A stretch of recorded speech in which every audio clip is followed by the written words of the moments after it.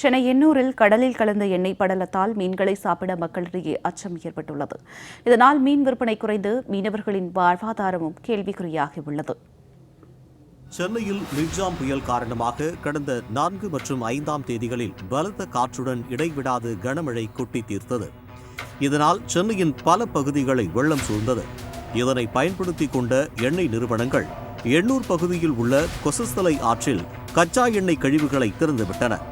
இதனால் எண்ணூரில் உள்ள சத்தியமூர்த்தி நகர், கமலாமாள் நகர், ராமமூர்த்தி நகர், காட்டுக்குப்பம், முகத்தார் குப்பம், எண்ணூர் குப்பம், நெட்டுக்குப்பம், தாழங்குப்பம், பெரிய குப்பம், சின்ன குப்பம் உள்ளிட்ட மீனவ குப்பங்களில் தேசிய வெள்ள நீருடன் கச்சா எண்ணெய் கழிவுகள் கலந்தன.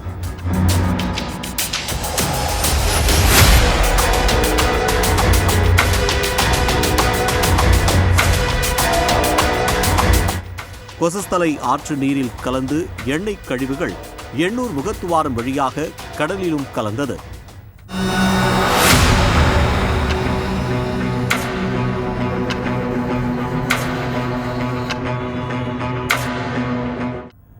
இந்த எண்ணெய் கழிவுகளை அள்ளும் பணி இன்றளவும் நடைபெற்று வருகிறது.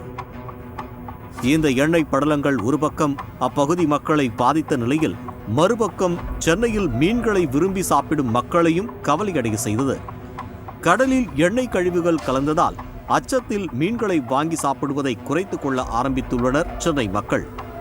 இதனால் தங்களின் வாழ்வாதாரம் பாதிக்கப்பட்டுள்ளதாக கூறுகின்றனர் மீன் விற்பனையாளர்கள். யாருமே வாங்க மாட்டுறாங்க. எங்கள் கதை என்ன ஆகுறது, 10,000 அந்த 5,000 5,000த்துக்கு வாங்கிட்டு போகிறோம்.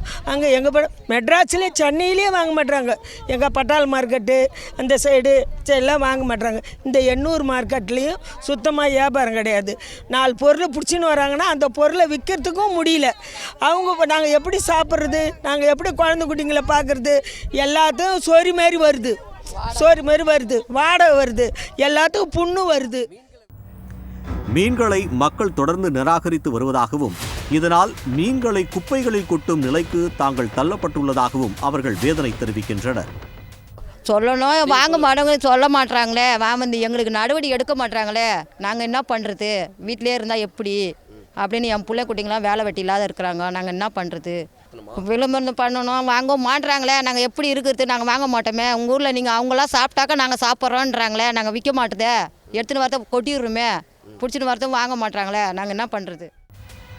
மக்களிடம் இருக்கும் பயத்தை போக்க வேண்டும் என்றால் மீன்களை ஆய்வுபடுத்தி தெளிவுபடுத்த வேண்டும் என்பதே மீனவர்களின் கோரிக்கையாக உள்ளது. ஆலைகள் செய்யும் தவறுகளால் சுற்றுச்சூழல் பாதிக்கப்படுவது தொடர்கதையாக இருக்கிறது. இந்த முறை சுற்றுச்சூழலுடன் சேர்ந்து மீனவர்களும் பாதிக்கப்பட்டது வேதனையிலும் வேதனை.